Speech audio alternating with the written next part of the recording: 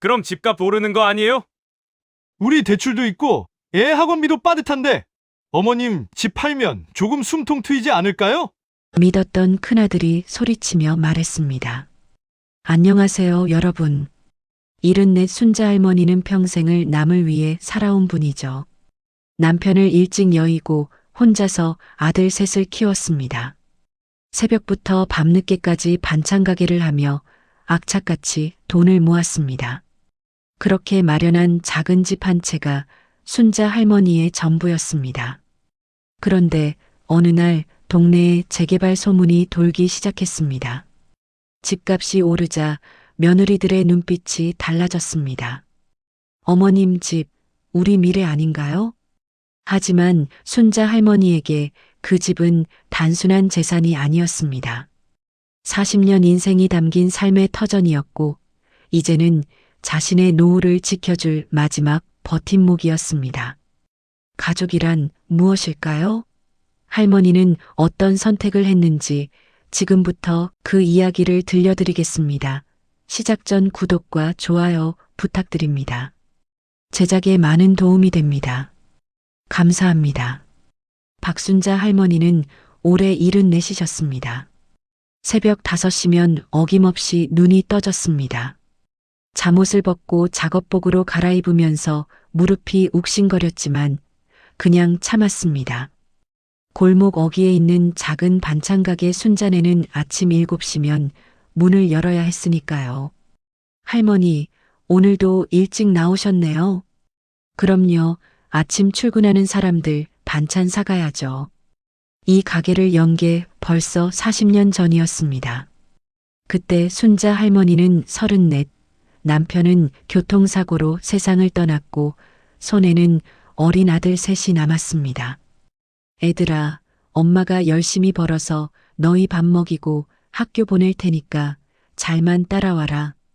그렇게 시작한 반찬 가게였습니다.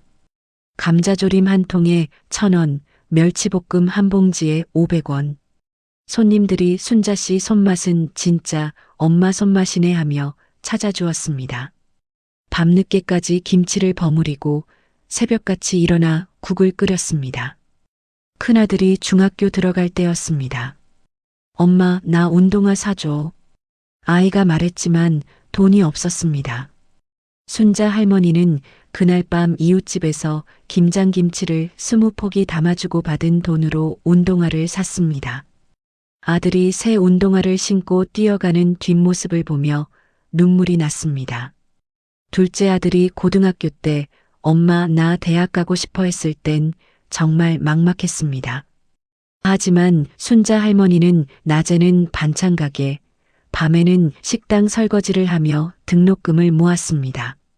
셋째 아들이 결혼한다고 했을 때 순자 할머니는 평생 아껴둔 돈을 털어 작은 전셋집을 얻어주었습니다. 엄마 고마워요. 나중에 꼭 갚을게요. 아들이 말했지만 순자 할머니는 아니다. 이게 엄마 역할이다 하고 웃어넘겼습니다. 그렇게 40년을 살았습니다. 지금 순자 할머니가 사는 집은 25년 전에 산 단독주택이었습니다. 반찬 가게로 벌어들인 돈을 한 푼, 두 푼 모아서 은행 대출을 받아서 샀습니다. 그때 부동산 아저씨가 할머니, 이 동네 조용하고 좋아요. 나중에 값도 오를 거고요 했던 말이 기억났습니다. 집은 낡았지만 정이 들었습니다. 마당에는 며느리들이 아이들 데리고 와서 놀다 간 흔적이 남아 있었습니다. 그네, 모래놀이 도구, 작은 자전거. 명절 때마다 온 가족이 모여 밥을 먹던 거실, 아들들이 엄마 여기 리모델링하면 더 좋겠다 하며 이야기하던 부엌. 언젠가는 엄마 우리가 다 같이 여기서 살면 좋겠어요. 큰아들이 한 번은 그렇게 말했었습니다. 순자 할머니는 그 말이 좋았습니다. 그래, 가족이 다 같이 모여 살면 얼마나 좋을까? 하지만 세월이 흐르며 그런 말은 점점 줄어들었습니다. 그러던 어느 날이었습니다. 순자 씨, 들었어요? 우리 동네 재개발 들어온다던데? 단골 손님이 귀띔을 해줬습니다. 재개발이요? 그게 뭔데요? 아이고, 순자 씨는 그것도 몰라. 여기 다 밀고 아파트 짓는다는 소리야. 집값 엄청 오를 거라던데? 순자 할머니는 잘 몰랐습니다. 그저 아, 그래. 하고 넘어갔습니다. 하지만 며느리들은 달랐습니다. 그날 저녁 큰 며느리가 남편에게 물었습니다. 여보, 어머님 사시는 동네 재개발 들어온대요? 응? 진짜? 그럼 집값 오르는 거 아니에요? 우리 대출도 있고 애 학원비도 빠듯한데 어머님 집 팔면 조금 숨통 트이지 않을까요? 큰아들은 대답하지 못했습니다. 둘째 며느리도 마찬가지였습니다. 언니네도 요새 힘들다던데 이참에 좀 도움받는 게 어때? 셋째 며느리는 남편에게 조심스럽게 말했습니다. 어머님 나이도 있으시고 이제 큰 집 필요 없으시잖아요. 작은 데로 옮기시면 우리도 좀. 며느리들의 입에서 나온 말은 모두 어머님을 위해서였지만 속마음은 달랐습니다. 재개발, 집값 상승, 경제적 여유, 그리고 언젠가 올 상속. 순자 할머니는 이런 분위기를 어렴풋이 느꼈습니다. 며느리들이 집에 올 때마다 동네를 둘러보는 눈빛이 달라졌습니다. 어머님, 여기 아파트 들어서면 정말 좋겠다 같은 말을 자주 했습니다. 뭐, 애들도 사정이 있겠지. 순자 할머니는 그냥 넘어갔습니다. 그러던 어느 날 순자 할머니는 병원에 갔습니다. 무릎이 너무 아파서 더는 참을 수가 없었습니다. 하루 종일 서서 반찬을 만들고 손님을 맞이하고 장을 보러 시장에 다니는 일이 이제는 고통이었습니다. 할머니, 무릎 연골이 많이 닳았네요. 허리도 좋지 않고요. 의사 선생님이 엑스레이 사진을 보여주며 말했습니다. 혈압도 높으시고 이제는 좀 쉬셔야 합니다. 반찬 가게 하신다고 했죠? 그만두시는 게 좋겠어요. 순자 할머니는 가슴이 철렁 내려앉았습니다. 그럼 저는 뭘 하고 살아요? 건강이 우선이죠. 몸 망가지면 아무것도 못합니다. 병원을 나서는 순자 할머니의 뒷모습은 외로웠습니다. 아들들은 바빠서 연락도 잘 안 됐고 며느리들은 아이들 학교 보내느라 정신없다고 했습니다. 결국 혼자 병원에 가서 혼자 결과를 들었습니다. 집으로 돌아와 거실에 앉았습니다. 텅 빈 집안에서 순자 할머니는 생각했습니다. 내가 평생 이 집을 지키며 살아왔는데 이제는 이 집이 날 지켜줄 차례 아닐까? 반찬 가게를 그만두면 수입이 없었습니다. 국민연금은 얼마 안 됐고 저축해둔 돈도 많지 않았습니다. 아들들에게 손 벌릴 생각은 없었습니다. 평생 혼자 살아온 사람이었으니까요. 그럼 나는 어떻게 살아야 하지? 그때였습니다. 동네 주민센터에서 전화가 왔습니다. 할머니, 어르신 복지 상담 받으러 오시지 않으셨어요? 아, 그게 뭔데요? 나이 드신 분들 건강이나 생활 관련해서 도움드리는 거예요. 한번 오세요. 순자 할머니는 별 기대 없이 주민센터로 갔습니다. 복지 상담사는 젊은 여자분이었습니다. 친절하게 차를 내어주며 물었습니다. 할머니, 요즘 생활이 어떠세요? 글쎄요, 나이 먹으니 몸도 아프고 일도 힘들고. 가족분들은 어떻게 되세요? 아들 셋 있는데 다 장가 갔어요. 며느리들도 있고 손주들도 있고. 함께 사세요? 아니요, 따로따로 살아요. 나는 혼자 살고. 상담사는 서류를 넘기며 조심스럽게 물었습니다. 혹시 주택은 가지고 계세요? 네, 여기 사는 집이 내 거예요. 아, 그럼 주택연금 아세요? 주택연금? 그게 뭔데요? 상담사는 천천히 설명했습니다. 집을 담보로 해서 매달 연금을 받으시는 거예요. 집은 그대로 살면서 돈을 받는 거죠. 돌아가실 때까지 사실 수 있고요. 순자 할머니는 멍했습니다. 그럼 집을 팔아야 하는 거 아니에요? 아니요, 안 팔아요. 그냥 사시면 돼요. 나중에 돌아가시면 집이 은행 거가 되는 거지만 그건 나중 일이고요. 그럼 내가 죽을 때까지 여기 살면서 돈을 받는다는 소리예요? 네, 맞아요. 순자 할머니는 가슴이 두근거렸습니다. 그럼 얼마나 받을 수 있어요? 집값에 따라 다른데 할머니 집이면 한 달에 100만 원 정도는 받으실 수 있을 거예요. 100만 원요? 순자 할머니는 깜짝 놀랐습니다. 반찬 가게에서 하루 종일 일해도 한 달에 100만 원 벌기가 어려웠습니다. 근데 이거 가족들한테 물어봐야 하는 거 아니에요? 상담사는 고개를 저었습니다. 할머니 집이면 할머니 마음대로 하시면 돼요. 물론 가족들한테 말씀은 드리시는 게 좋겠지만 법적으로는 할머니 결정이에요. 순자 할머니는 집으로 돌아왔습니다. 며칠 동안 고민했습니다. 아들들한테 말해야 하나? 혹시 싫어하면 어쩌지? 사실 순자 할머니는 알고 있었습니다. 며느리들이 집을 노리고 있다는 걸. 재개발 이야기가 나온 뒤로 분위기가 달라진 것도 느꼈습니다. 하지만 이건 내 집이야. 내가 40년 동안 일해서 산 집이라고. 순자 할머니는 조용히 결심했습니다. 며느리들한테는 말하지 않기로 했습니다. 순자 할머니는 은행에 갔습니다. 주택연금 상담을 받고 서류를 작성했습니다. 생각보다 절차가 간단했습니다. 집 등기부등본을 떼고 신청서를 내고 심사를 기다렸습니다. 할머니, 승인 나왔어요. 다음 달부터 매달 110만 원씩 들어올 거예요. 은행 직원이 웃으며 말했습니다. 순자 할머니는 가슴이 벅찼습니다. 이제 반찬 가게 그만둬도 되겠구나. 집으로 돌아오는 길이 가벼웠습니다. 하지만 그날 저녁 셋째 며느리가 전화를 했습니다. 어머니, 제가 동사무소 갔다가 우연히 어머님 서류 보게 됐는데요. 순자 할머니는 가슴이 철렁했습니다. 무슨 서류? 주택연금이요.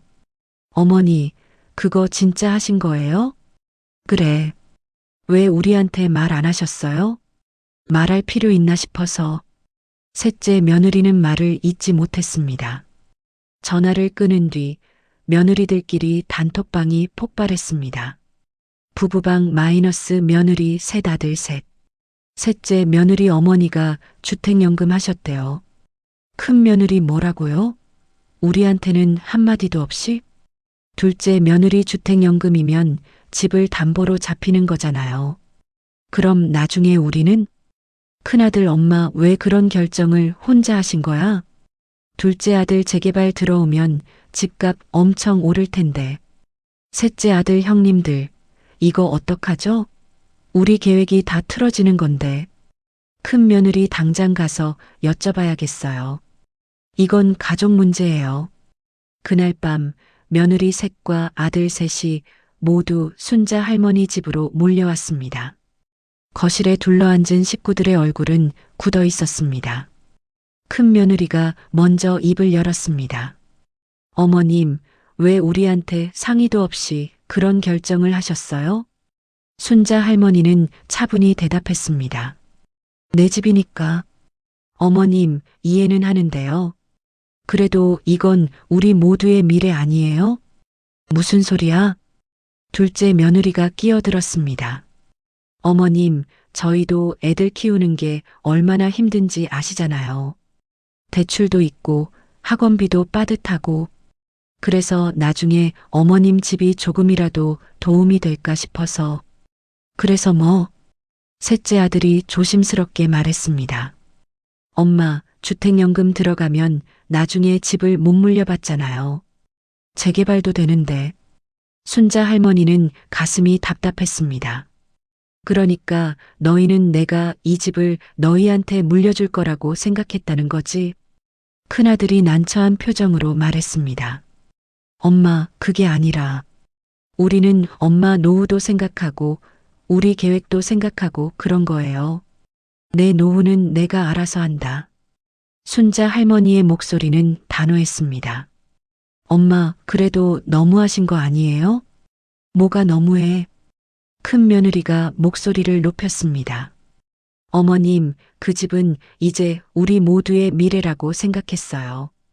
우리도 나름대로 계획을 세웠단 말이에요. 재개발되면 돈이 얼마나 되는지 아세요? 그걸 주택연금으로 다 묶어버리시면 우리는 어떡하라는 거예요? 순자 할머니는 며느리를 똑바로 쳐다봤습니다. 왜 내 집으로 니네 미래를 세우냐? 거실이 조용해졌습니다. 며느리들의 얼굴은 붉어졌고 아들들은 고개를 숙였습니다. 어머님, 너희는 내가 이 집 사느라고 얼마나 고생했는지 모르지. 40년 동안 하루도 쉬지 않고 반찬 가게 했어. 손님들한테 머리 숙이고 새벽같이 일어나서 밤늦게 자고 그렇게 모은 돈으로 이 집 샀단 말이야. 순자 할머니의 목소리가 떨렸습니다. 너희 키우느라 내 인생 다 바쳤어. 너희 학교 보내고 결혼시키고 집 얻어주느라 내 돈 다 썼어.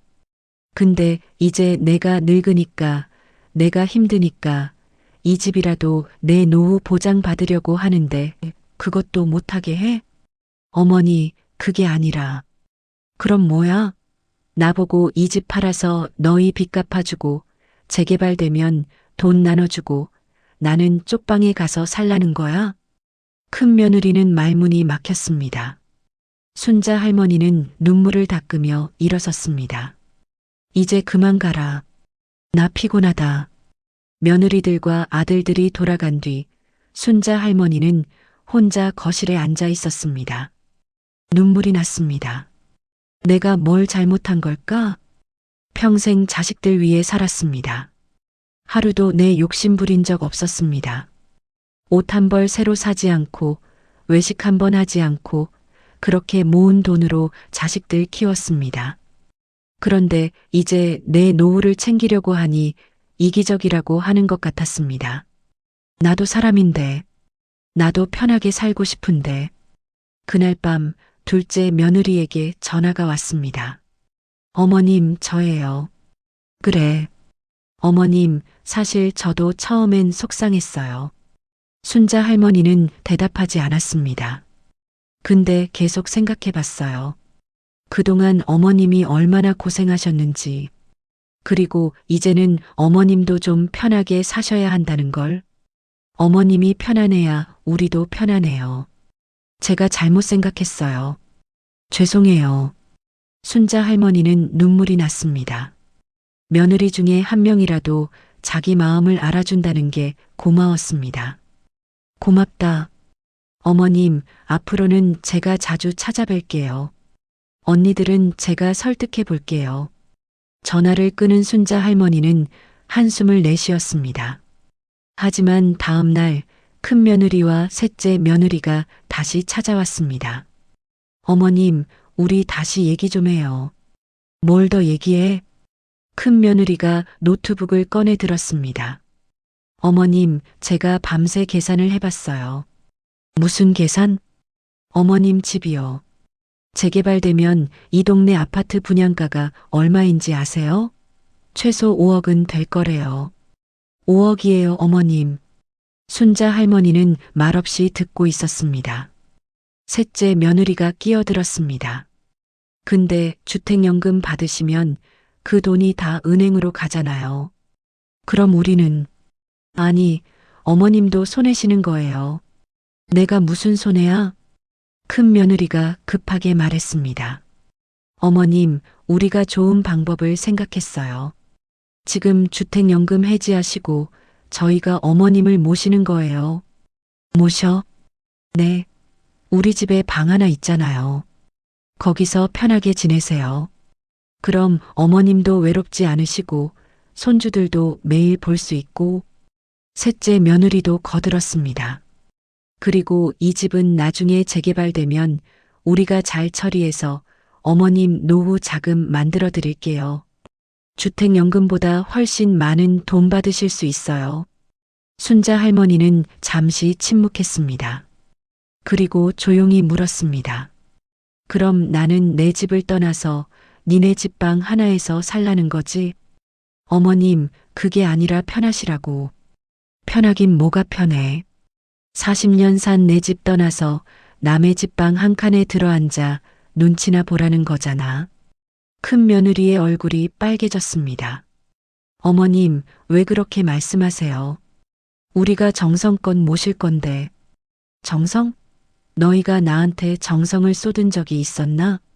순자 할머니의 목소리가 차갑게 식었습니다. 내가 아플 때 병원에 같이 가준 사람 있었어? 내가 힘들 때 얘기 들어준 사람 있었어? 없었잖아. 다들 바빴잖아. 그러다가 집값 얘기 나오니까 갑자기 모시겠다고? 어머님, 됐어. 나는 내 집에서 살 거야. 내가 평생 일해서 산 집, 내가 죽을 때까지 지킬 거야. 셋째 며느리가 울먹이며 말했습니다. 어머님, 우리 진심이에요. 정말 어머님 생각해서. 진심? 진심이면 왜 재개발 얘기부터 꺼내? 순자 할머니는 노트북을 닫아버렸습니다. 5억이 뭐가 중요해? 나한테는 이 집이 5억보다 소중해. 여기서 너희 아빠 추억도 있고, 너희들 키운 추억도 있고, 내 인생이 다 담겨 있단 말이야. 큰 며느리는 입술을 깨물었습니다. 어머님, 그래도 현실적으로 생각하셔야죠. 현실? 현실은 내가 더 잘 알아. 너희 집에 들어가면 나는 식구가 아니라 짐이 돼. 며느리 눈치 보고, 손주들 시끄럽다고 참고, 밥도 마음대로 못 먹고, 그게 현실이야. 셋째 며느리가 변명했습니다. 아니에요. 저희가 그렇게 안 할 건데. 안 그럴 거면 왜 지금까지 한 달에 한 번도 안 왔어? 명절 아니면 생일 아니면 연락도 없었잖아. 순자 할머니는 자리에서 일어났습니다. 이제 그만 가라. 나 피곤하다. 며느리들은 밖에서 한참을 망설이다가 돌아갔습니다. 문이 닫히자 순자 할머니는 벽에 기대 섰습니다. 다리가 후들거렸습니다. 내가 너무 심하게 말한 걸까? 하지만 곧 고개를 저었습니다. 아니야. 저게 진심이었어. 내 집을 포기하고 눈칫밥 먹으며 살 순 없어. 그날 저녁 순자 할머니는 가족 단톡방에 메시지를 남겼습니다. 온 가족 단톡방. 순자, 이 집은 내 평생의 노동이다. 내가 어떻게 사용할지 결정할 권리가 있다. 도와달라는 것도 아니고 달라는 것도 없다. 다만 간섭하지 마라. 메시지를 보낸 뒤 순자 할머니는 휴대폰을 내려놨습니다. 단톡방은 조용해졌습니다. 아들들도 며느리들도 아무 답장을 하지 않았습니다. 며칠이 지났습니다. 아무도 연락이 없었습니다. 명절도 아니고 생일도 아니니 그럴 수도 있었습니다. 하지만 순자 할머니는 알고 있었습니다. 식구들이 자기한테 삐쳐 있다는 걸. 그래, 어쩔 수 없지. 순자 할머니는 반찬 가게를 정리했습니다. 할머니, 가게 문 닫는 거예요? 단골 손님이 아쉬워했습니다. 응, 나이도 먹었고 몸도 안 좋아서. 그럼 우리는 이제 누구 반찬 먹어요? 미안해요. 그동안 고마웠어요. 40년을 지켜온 가게를 정리하는 마음은 허전했습니다. 하지만 동시에 홀가분했습니다. 이제는 내 인생 좀 살아보자. 주택연금이 들어오기 시작했습니다. 통장에 110만 원이 찍혔을 때 순자 할머니는 믿기지 않았습니다. 일하지 않아도 돈이 들어오네. 병원에 가서 무릎 치료를 받기 시작했습니다. 물리치료도 받고 약도 먹었습니다. 허리도 점점 나아졌습니다. 동네 경로당에도 나가기 시작했습니다. 순자 씨, 요새 얼굴이 좋아졌네? 그래, 그런가? 무슨 좋은 일 있어? 글쎄, 그냥 마음이 편해졌어. 경로당 친구들과 화투도 치고 수다도 떨었습니다. 평생 일만 하다가 처음으로 여유를 느꼈습니다. 어느 날 경로당에서 친구가 물었습니다. 순자야, 너 자식들은 잘 지내? 글쎄, 요새 안 보여. 왜? 싸웠어? 순자 할머니는 한참을 고민하다가 말했습니다. 내가 주택연금 들었거든. 그랬더니 애들이 싫어하더라고. 친구는 고개를 끄덕였습니다. 그럴 수도 있지. 자식들은 부모 재산 기대하잖아. 근데 나도 먹고 살아야 하는데. 당연하지. 자식 위에 평생 살았으면 이제는 내가 살아야지. 친구의 말이 위로가 됐습니다. 그날 밤 순자 할머니는 창문 너머로 밖을 내다봤습니다. 골목이 조용했습니다. 가로등 불빛 아래로 누군가 걸어오고 있었습니다. 둘째 며느리였습니다. 손에는 국수 봉투를 들고 있었습니다. 순자 할머니는 현관문을 열었습니다. 어머님, 왜 왔어? 그냥 어머님 보고 싶어서요. 둘째 며느리는 국수 봉투를 내밀었습니다. 이거 어머님 좋아하시는 국수예요. 제가 삶아왔어요. 순자 할머니는 가슴이 뭉클했습니다. 들어와. 둘은 거실에 앉아 국수를 먹었습니다. 언니들은 아직도 화났어요? 글쎄, 연락은 안 해. 괜찮아요. 시간 지나면 이해할 거예요. 너는 왜 이해해? 둘째 며느리는 국수를 먹다가 젓가락을 내려놨습니다. 사실 저도 처음엔 화났어요. 솔직히 말씀드리면 저희도 재개발 기대하고 있었거든요. 애들 학원비며 대출이며 정말 빠듯했으니까요. 순자 할머니는 고개를 끄덕였습니다. 근데 곰곰이 생각해 봤어요. 어머님이 그동안 얼마나 고생하셨는지. 우리는 어머님한테 받기만 했지 드린 게 뭐가 있나 싶더라고요. 어머님도 이제 편하게 사셔야죠. 그게 맞는 거예요. 저희가 욕심을 부렸던 거죠. 순자 할머니는 며느리의 손을 잡았습니다. 고맙다. 아니에요. 제가 죄송해요. 앞으로는 자주 올게요. 언니들도 제가 천천히 설득해 볼게요. 둘째 며느리가 돌아간 뒤 순자 할머니는 혼자 남은 국수를 먹었습니다. 눈물이 국수 그릇에 떨어졌습니다. 하지만 이번 눈물은 슬픔이 아니었습니다. 한 사람이라도 내 마음을 알아주는구나. 한 달이 지났습니다. 큰 며느리와 셋째 며느리는 여전히 연락이 없었습니다. 아들들도 전화를 하지 않았습니다. 명절이 다가왔지만 모이자는 말도 없었습니다. 순자 할머니는 혼자 명절을 보냈습니다. 차례상도 간단하게 차렸습니다. 예전에는 온 가족이 모여서 북적이던 명절이 이제는 조용했습니다. 외로운가? 스스로에게 물었습니다.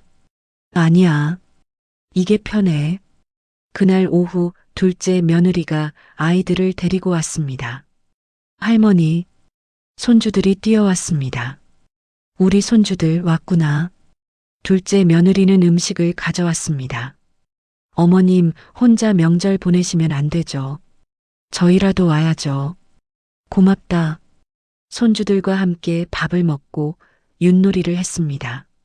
오랜만에 집안이 시끌벅적했습니다. 저녁이 되자 둘째 며느리가 말했습니다. 어머님, 사실 오늘 언니들한테도 연락했어요. 그래, 같이 오자고 했는데 아직은 좀 그렇대요. 순자 할머니는 고개를 끄덕였습니다. 괜찮아. 시간이 필요하겠지. 어머님, 죄송해요. 아니야. 내가 와줘서 고마워. 둘째 며느리가 돌아간 뒤 순자 할머니는 설거지를 했습니다. 창문 밖으로 저녁 노을이 보였습니다. 나는 잘못하지 않았어. 이 집은 내 것이고 내 인생도 내 것이야. 그리고 순자 할머니는 깨달았습니다. 가족의 사랑은 조건부가 아니어야 한다는 것을. 재산 때문에, 돈 때문에, 집 때문에 맺어진 관계는 진짜 가족이 아니라는 것을. 진짜 가족은 내가 아무것도 없어도 곁에 있어주는 사람이야. 둘째 며느리처럼. 며칠 뒤 큰 며느리에게서 짧은 문자가 왔습니다. 어머님, 명절 잘 보내셨어요? 순자 할머니는 답장을 보냈습니다. 응, 잘 보냈다. 큰 며느리. 죄송해요. 괜찮아. 천천히 생각해봐. 그게 전부였습니다. 하지만 순자 할머니는 알았습니다. 큰 며느리도 조금씩 마음이 풀리고 있다는 것을. 셋째 며느리는 아직도 연락이 없었습니다. 셋째 아들도 마찬가지였습니다. 어쩔 수 없지. 순자 할머니는 체념했습니다. 모든 사람이 자기를 이해해 줄 수는 없다는 걸 알았습니다. 그날 저녁 순자 할머니는 경로당 친구들과 저녁을 먹으러 갔습니다. 순자야, 요새 표정이 밝아졌네? 그래. 응, 뭔가 달라졌어. 순자 할머니는 웃었습니다. 나도 모르겠어. 그냥 마음이 편해진 것 같아. 자식들이랑은 어때? 글쎄, 둘째 며느리는 자주 오는데 나머지는 좀 멀어졌어. 그래도 괜찮아? 응, 괜찮아. 평생은 남을 위해 살았지만 마지막 몇 년은 나를 위해 살아야지. 친구들은 박수를 쳤습니다. 맞아, 그게 맞는 거야. 우리 순자, 이제야 제대로 사는구나. 순자 할머니는 그날 밤 집으로 돌아오면서 하늘을 올려다봤습니다. 별이 많았습니다. 여보, 내가 잘하고 있는 거 맞죠? 하늘에 있는 남편에게 물었습니다. 바람이 불었습니다. 마치 대답하는 것처럼. 그날부터 순자 할머니의 일상은 바뀌었습니다. 아침에 일어나면 산책을 했습니다. 무릎 치료를 받으면서 점점 걷기가 편해졌습니다. 경로당에 나가서 친구들과 수다를 떨었습니다. 둘째 며느리는 일주일에 한 번씩 들렀습니다. 반찬을 가져오기도 하고 그냥 차 한잔 하러 오기도 했습니다. 어머님, 오늘 날씨 좋은데 같이 산책할까요? 그래, 좋지. 둘은 동네를 함께 걸었습니다. 어머님, 언니들 요새 조금씩 마음 푸는 것 같아요. 그래. 네, 큰언니가 저한테 전화해서 어머님 안부 물어보더라고요. 순자 할머니는 미소 지었습니다. 천천히 이해하겠지. 셋째도 곧 연락 올 거예요. 안 와도 괜찮아. 나는 이제 혼자서도 잘 살 수 있으니까. 둘째 며느리는 순자 할머니를 보며 생각했습니다. 어머님이 정말 강하신 분이구나. 2달이 지났습니다. 큰 며느리가 찾아왔습니다. 어머님, 왔니? 죄송해요. 제가 너무 욕심을 부렸어요. 순자 할머니는 며느리를 안아줬습니다. 괜찮아. 다 지나간 일이야. 어머님이 편하게 사시는 게 맞아요. 저희가 잘못 생각했어요. 이제 알았으면 됐어. 큰 며느리는 눈물을 닦았습니다. 앞으로는 자주 올게요. 제가 챙겨드릴게요. 고맙다. 그날 저녁 큰 며느리와 둘째 며느리가 함께 저녁을 준비했습니다. 셋은 식탁에 앉아 밥을 먹었습니다. 어머님, 요새 얼굴이 정말 좋아 보이세요. 그래, 몸도 많이 나아졌어. 병원 다니면서 치료받으니까. 다행이에요. 응, 주택연금 받으면서 병원비 걱정 안 하고 다닐 수 있어서 좋아.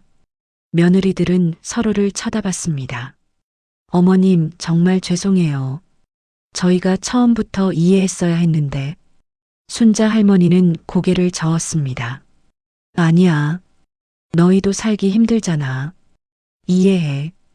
다만 나도 내 인생이 있다는 거, 그것만 알아줘. 네, 알겠어요. 3달이 지났습니다.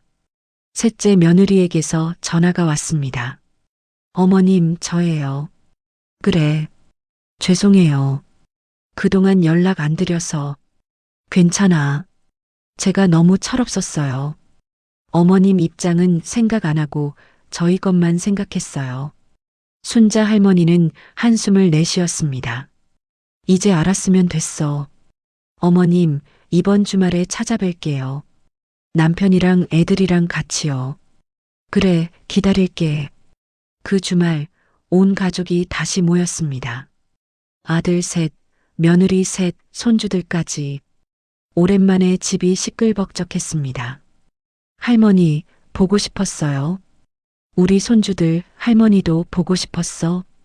큰아들이 다가와 말했습니다. 엄마, 죄송해요. 제가 엄마 마음을 몰라줬어요. 괜찮아. 둘째 아들도 고개를 숙였습니다. 엄마, 저도 미안해요. 엄마가 얼마나 힘드셨을지. 셋째 아들은 순자 할머니의 손을 잡았습니다. 엄마, 이제는 제대로 효도할게요. 엄마 원하시는 대로 사세요. 순자 할머니는 눈물이 났습니다. 하지만 참았습니다. 너희들도 살기 힘든 거 알아. 나한테 신경 쓰지 말고 너희 살림 잘 챙겨. 아니에요, 엄마. 엄마한테도 신경 쓸 거예요. 그날 저녁 온 가족이 함께 밥을 먹었습니다. 예전처럼 웃고 떠들었습니다. 하지만 무언가 달라졌습니다. 이제는 서로의 경계를 알았습니다. 순자 할머니에게도 자기 인생이 있다는 것, 그리고 그걸 존중해야 한다는 것. 식사 후 큰 며느리가 조심스럽게 물었습니다. 어머님, 혹시 필요하신 거 있으세요? 아니, 없어. 주택연금 받으면서 잘 살고 있어. 그래도 뭐 불편한 거 있으면 말씀하세요. 그래, 고맙다. 며느리들이 설거지를 하는 동안 순자 할머니는 거실에 앉아 있었습니다. 손주들이 TV를 보며 깔깔 웃었습니다. 아들들은 마당에서 담배를 피우며 이야기를 나눴습니다. 이 풍경이 좋구나. 순자 할머니는 생각했습니다. 하지만 이제는 이게 전부가 아니야. 나한테는 내 인생도 있어. 그날 밤 모두가 돌아간 뒤 순자 할머니는 혼자 거실에 앉아 있었습니다. 통장을 확인해 보니 이번 달도 주택연금이 들어와 있었습니다. 참 신기하네. 일하지 않아도 돈이 들어오다니. 순자 할머니는 미소 지었습니다. 여보, 나 이제 좀 편해졌어요. 하늘에 있는 남편에게 말했습니다. 평생 고생만 하다가 이제야 좀 숨통 트였어요. 당신도 기뻐하겠죠? 바람이 불고 나뭇잎이 살랑거렸습니다. 순자 할머니는 그 소리를 들으며 눈을 감았습니다. 이제는 자신 있게 말할 수 있었습니다. 나는 잘못하지 않았어. 이 집은 내 것이고 내 인생도 내 것이야. 그리고 나는 이제 나를 위해 살 거야. 다음 날 아침 순자 할머니는 산책을 나갔습니다. 동네 어귀를 걷다가 재개발 현수막을 봤습니다. 동재개발 사업 추진. 예전 같았으면 가슴이 두근거렸을 겁니다. 집값이 오르겠구나. 큰 돈이 되겠구나. 하지만 이제는 그런 생각이 들지 않았습니다. 재개발이 되든 말든 나는 여기서 끝까지 살 거야.